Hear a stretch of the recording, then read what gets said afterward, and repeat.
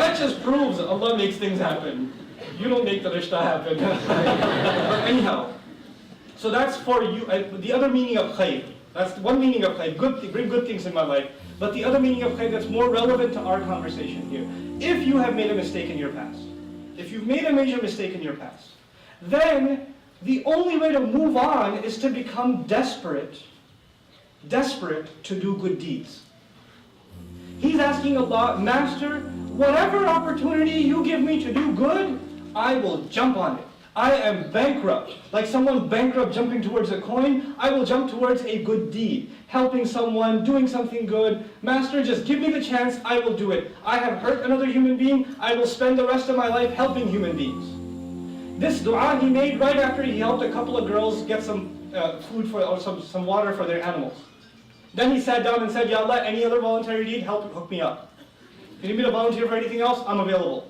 Because I know what I've done in my past, and I know the only way I will know that you have blessed me in my life is if you give me opportunity to do good deeds. If you've done messed up things in the past, the way you compensate for that is you go out of your way to do what? Good things. And the lesson in Surah Al-Qasas is, the number one kind of good thing is not make more salah or make more dua. That's standard anyway. You have to do that anyway. Help people. Do good things for people. Mend relations. Visit the sick. Take care of your parents. Visit your grandparents. Talk to the cousin that you hate. Send them a gift. That stuff. That's what because he did good for these girls. He didn't go and do ibadah and then say, Ya Allah, forgive me. Actually, he just helped these girls and saw that helping them is actually my healing, me moving on with life. That's how he saw it, alayhi salam.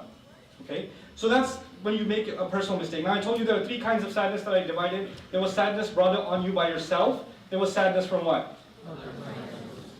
Sadness brought upon you by other people. In the case of one of the great examples, Musa alayhi salam is such a hero in the Quran, really. I mean, I even made friends with a rabbi because I'm so in love with Musa alayhi salam.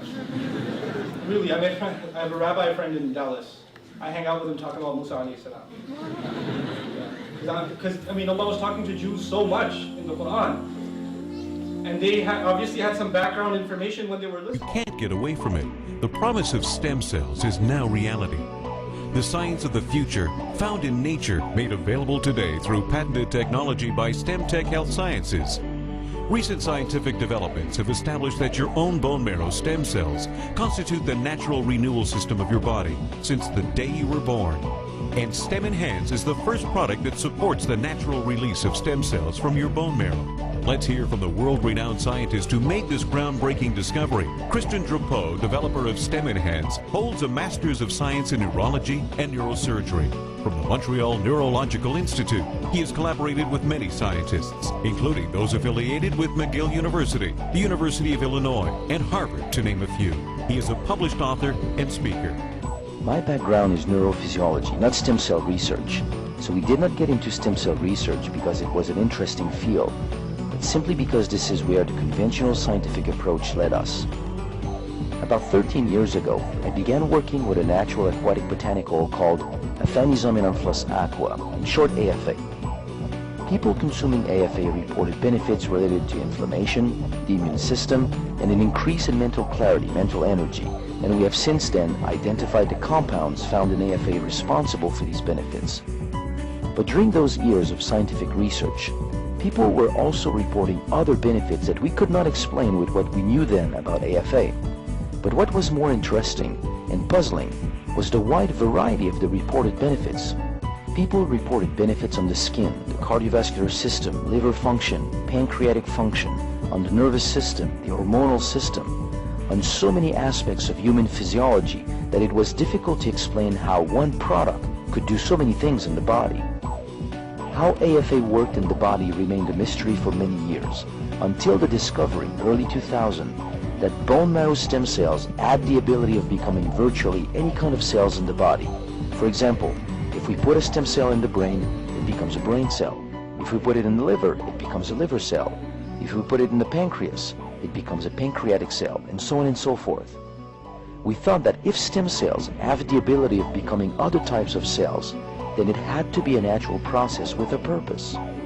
So we proposed that stem cells constituted the natural renewal system of the body, and we published this view in the journal Medical Hypotheses.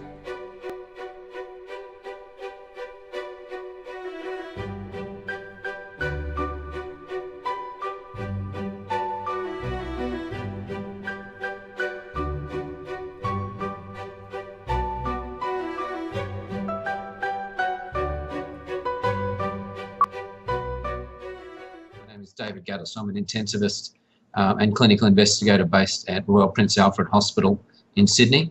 I'm also a member of the Chest Management Committee.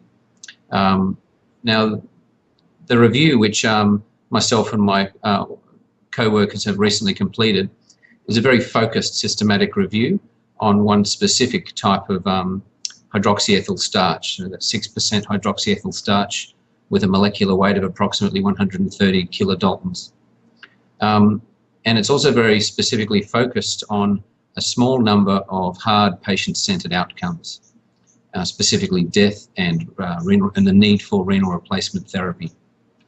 The first very important finding of this review is that it documents very well the large increase in the quality and quantity of published data evaluating this particular resuscitation fluid in the critically ill population in particular. A previously published version of this review, in which the literature search finished in 2010, showed approximately only about 1,700 patients included in trials that met our search criteria. And 2 years later, this review has found more than 10,000 patients have been enrolled in randomized clinical trials comparing this particular resuscitation fluid to other fluids.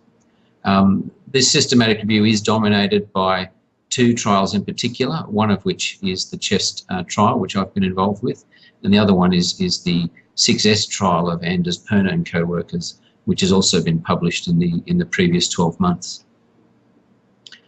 So the key findings that we made in the areas of mortality and the need for renal replacement therapy is that when we pooled these trials, so we included 35 studies, 25 of 35 studies reported mortality, around about 18 to 19% mortality in all groups for mortality, but the relative risk of death in those patients who are allocated to 6% starch with a weight of 130 was 8% higher in the starch group. The other very important finding that we made was in the need for renal replacement therapy was the relative risk of needing renal replacement therapy was increased by 25% in the group allocated to receive starch. In the case of mortality, these results were borderline statistical significance, but in the case of the renal replacement therapy findings, this finding was statistically significant. I think when we look at this trial together, particularly compared with the first iteration of this review, we can see that the quality and quantity of data evaluating this fluid has undergone a large increase in the last 12 months. It's also worth mentioning, which is very unusual in the medical literature, that that quite a few of the studies evaluating this fluid were retracted in the last few years as well. So, being a very recent and up-to-date review on a topic from which there has been some very large additions and significant subtractions from the literature, which is unusual, it really is an up-to-date